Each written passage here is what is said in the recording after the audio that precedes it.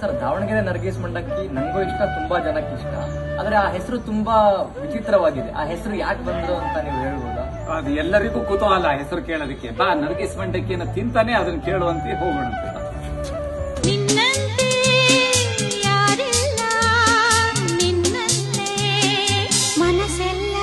ದಾವಣಗೆರೆಯ ನರ್ಗೀಸ್ ಮಂಡಕ್ಕಿ ಬಹಳ ಪ್ರಖ್ಯಾತ.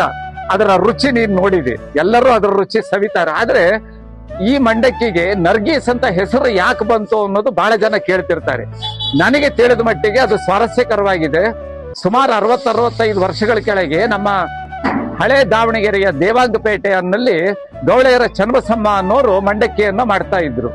ಅವರು ಕೆಂಪು ಖಾರದ ಪುಡಿ ಹಚ್ಚಿದ ಮಂಡಕ್ಕಿ ಒಂದು ಮತ್ತು ಹುರಿಗಡ್ಲೆ ಪುಡಿ ಹಚ್ಚಿದ ಮಂಡಕ್ಕಿಯನ್ನ ಮಾಡ್ತಾ ಇದ್ರು.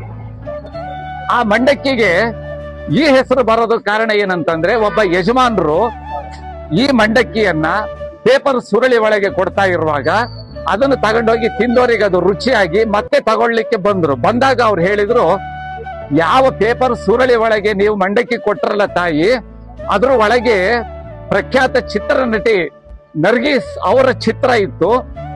ಆ ಮಂಡಕ್ಕಿನೂ ಚೆನ್ನಾಗಿತ್ತು. ಇನ್ನು ಆ ಮಂಡಕ್ಕಿಗೆ ನರ್ಗೀಸ್ ಮಂಡಕ್ಕಿ ಅಂತ ನಾನು ಕರಿತೇನೆ, ನೀವು ಆ ಹೆಸರಿಡ್ರಿ ಅಂತ ಹೇಳಿದ್ರಂತೆ. ಇದನ್ನ ನಾವು ಚಿಕ್ಕವರಿದ್ದಾಗ ಚನ್ನಬಸಮ್ಮ ಅನ್ನೋರೇ ನಮಗೆ ಹೇಳಿದ್ದು. ಸ್ವಾರಸ್ಯಕರವಾಗಿದೆ ಅಲ್ವಾ? ನರ್ಗೀಸ್ ಅನ್ನ ಹೆಸರು ಬರೋದಕ್ಕೆ ಕಾರಣ ಏನು ಅನ್ನೋದು.